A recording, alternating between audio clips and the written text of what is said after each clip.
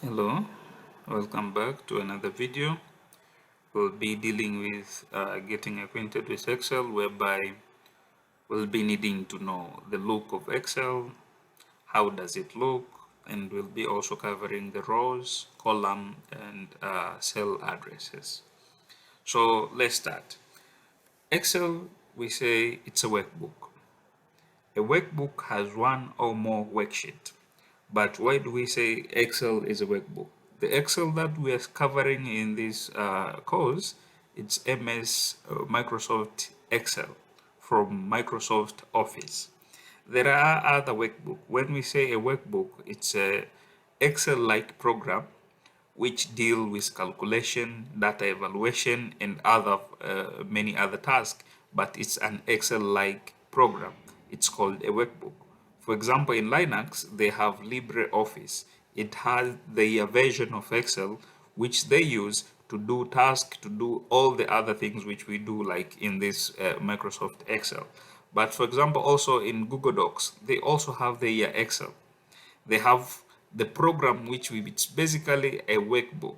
It does function like this MS Office, like this MS Excel program.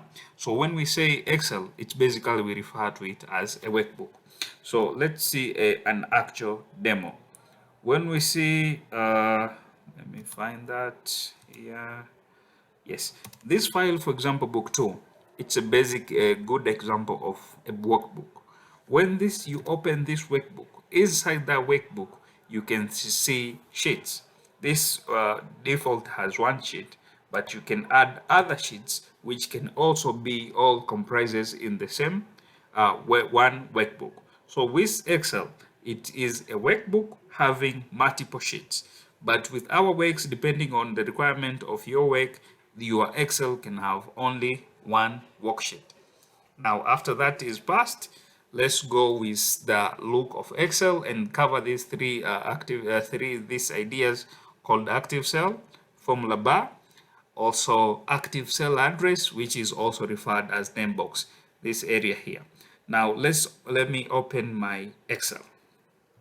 When we say an active cell, let me start with Word and then we'll come to Excel with active cell. Close that. When we are in Word, let's say we have sentence 1, sentence 2, and sentence 3. In Word, that cursor blinking is where an active cursor is. So when we type, that word which we type, it will appear in that active cursor. This is basic Word, MS Word. But when we go back to Excel, we can see there is this, it's a kind of a cursor. It's a kind of, yes, it's a kind of, it's a cursor. Whenever this cursor is, that where the active cell is. We'll discuss later what is a cell, what is a column, and what is a row in this video. But when we say an active cell is when I'm trying to typing anything, let's say Fred Amon. Once I type that word, those names, these names will be in the active cell. It's the only one which will take those words. It won't appear on cell D5. It won't appear on cell C5 since I typed when it was in active cell C5. Now, how do we know we are in the active cell C5? When this cursor it's around, there is this name box above here. It usually shows the address of the active cell. So to know you are in the active cell, it will show here on the name box. This place is called the name box. It will show the active cell address, but the cursor, yes, let's say this is it's a cursor. The similar on Excel, this blue surrounding that name Fred Amon, that is a cursor in Excel. So for you to be able to write or to delete anything, that's where everything will happen. Now let's go with the formula bar. The last idea here with formula bar, let me find that Excel which we used in the previous video. With formula bar, it's a bar for showing formula. Simple. here it is. For example, here you can see in the previous video we added these two threes, a value 2 in A1, value 2 in A2, value 2 in A3. The function the function we use to add all those three numbers are in A4. Those numbers are the number 6 in cell A4 is a result of addition from A1, A2, and A3. Once we touched A4, which now become the active cell, we can see in the formula bar, we can see the formula which is showing the results, the formula which will calculate the numbers and showing that results. So with these three concepts, you need to know, because we'll be dealing with those a lot in this series. So just be able to know where is your active cell and be able to know your active cell address, get to know the formula bar and the active cell. Next thing we'll be covering on column, rows, and cell address. You already heard me talking about cell address, column, and rows. So what are those? In Excel, we already said Excel is workbook. Every workbook comprises of rows and columns.